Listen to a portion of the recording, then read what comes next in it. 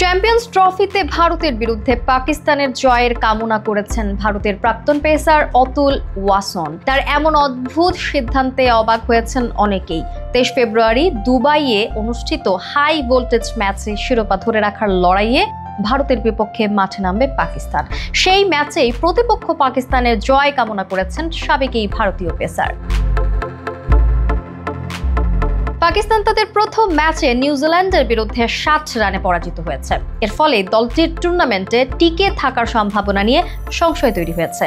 অতুল ওয়াসন মনে করেন, যদি পাকিস্তান ভারতকে হারাতে পারে তাহলে চ্যাম্পিয়ন্স ট্রফি আরও রোমাঞ্চকর হবে। তিনি সংবাদ সংস্থা ANI কে দেয়া এক সাক্ষাৎকারে বলেন, আমি চাই পাকিস্তান জিতুক, কারণ এতে প্রতিযোগিতা জমে উঠবে।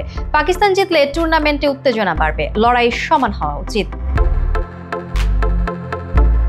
ওয়াসন ভারতের দল সম্পর্কে বেশ ইতিবাচক মন্তব্য করেছেন। তিনি ভারতের ব্যাটিং গভীরতার প্রশংসা করে বলেন, ভারতের দলে দুর্দান্ত ব্যাটার রয়েছেন শুভমন গিল, রোহিত শর্মা, বিরাট কোহলি। অক্ষর প্যাটেল পর্যন্ত 8 নম্বরে ব্যাটিং করতে পারেন।